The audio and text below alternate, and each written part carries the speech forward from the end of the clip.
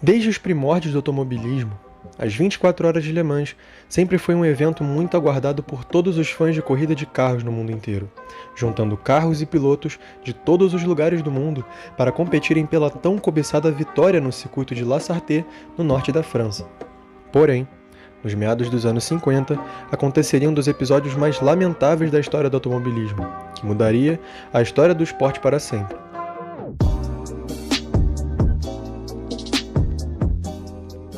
Os anos 50 foram marcados por grandes evoluções tecnológicas, principalmente por causa da criação da Fórmula 1 no início da década, mas também ainda era palco de muita instabilidade política, pois havia pouquíssimo tempo desde que a Segunda Grande Guerra havia terminado, e no automobilismo não foi diferente. Mesmo com a existência da Fórmula 1, as corridas de endurance eram tidas como muito mais importantes tanto para as montadoras quanto para os pilotos. No dia 11 de junho de 1955, as equipes chegavam na cidade de Le Mans, localizada no norte da França, para realizar a etapa das 24 horas de Le Mans daquele ano. Ferrari, Mercedes e Jaguar eram as grandes favoritas a vencer a corrida,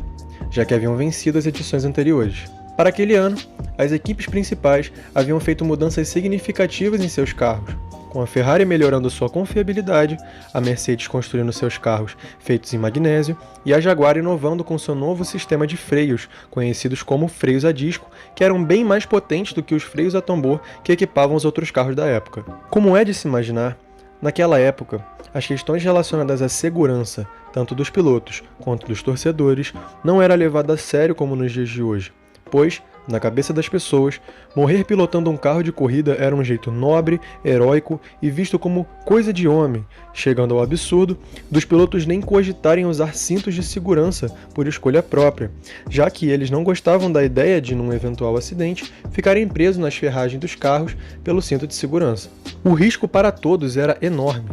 pois na época, os carros já alcançavam os 300 km por hora, e o circuito de La Sarthe não tinha estrutura para proteger quem estava dentro e fora da pista, com apenas pouquíssimas mudanças sendo feitas em partes irrelevantes do circuito. Para se ter uma ideia, não existia uma delimitação e nenhuma proteção que separasse a área dos boxes da área da pista, deixando os mecânicos e os pilotos altamente vulneráveis a eventuais acidentes. E para piorar, a área dos boxes de Le Mans possuía uma pequena inclinação para a direita, que jogava os carros que saíam dos boxes diretamente na linha de corrida. As arquibancadas do circuito, também, ficavam posicionadas mais ou menos a 1 metro da pista, deixando assim tudo muito mais perigoso para os espectadores. Mesmo em meio a tantas falhas de segurança já citadas, a corrida tem seu início às 4 horas da tarde no horário francês. Logo nos primeiros metros de corrida, Eugênio Castellotti da Ferrari assume a liderança da prova. Com algumas horas desde o início da corrida, na volta 35 da terceira hora de corrida, Juan Manuel Fangio e Mike Hawthorne, que vinham lutando pela terceira posição, alcançam os retardatários Lance McLean, da Austin Healey, e o piloto francês Pierre Levet, da Mercedes. Enquanto se preparavam para realizar a ultrapassagem sobre os retardatários na reta dos boxes, Hawthorne, que era piloto da Jaguar, é chamado por sua equipe para fazer um pit stop na próxima volta. Porém, como ele não queria ter que esperar mais uma volta para entrar nos boxes, Hawthorne faz o sinal indicando que vai entrar e freia seu carro rapidamente para a direita. Lance McLean, que vinha logo atrás, se surpreendeu com a eficiência dos freios da Jaguar e, por instinto, freou seu carro esterçando o volante para a esquerda, o que fez ele voltar para a linha de corrida, mas à frente de Pierre Levet, que não teve tempo suficiente de reação e bateu a mais de 200 km por hora na traseira do carro de McLean,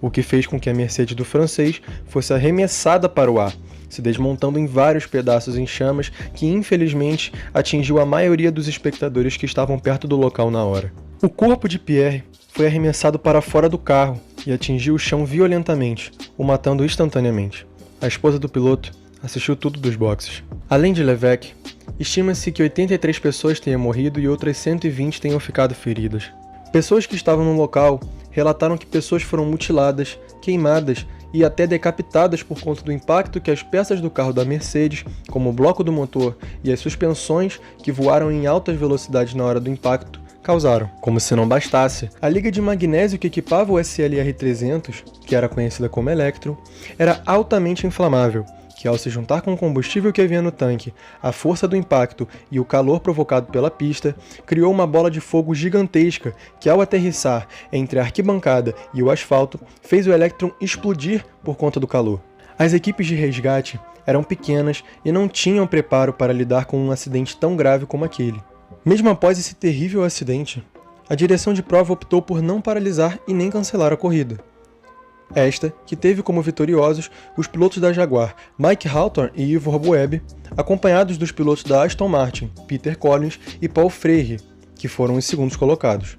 A exatas 8 horas após o acidente, a Mercedes, que no momento estava liderando a prova, decide tomar a decisão de retirar seus carros como uma forma de respeitar as vítimas que haviam morrido por conta do acidente. Essa decisão também foi muito influenciada pela vontade da marca alemã a não ser mais vinculada com a Alemanha nazista dos anos 40, pois não seria correto a marca vencer a corrida depois de uma máquina alemã ter ceifado a vida de tantos cidadãos franceses, incluindo o piloto que a guiava. Com o mundo testemunhando o show de horrores que havia acontecido naquele 11 de junho, países como França, Espanha, Alemanha e Suíça baniram o automobilismo de seus países, sendo a França a que revogou essa decisão mais cedo do que os outros, permitindo que as corridas voltassem a ser legalizadas desde que houvesse uma reestruturação significativa nos circuitos do país, visando a segurança dos espectadores e dos pilotos. Ao final daquele ano, a Mercedes decide encerrar por completo suas participações no automobilismo como um todo, retornando somente 34 anos depois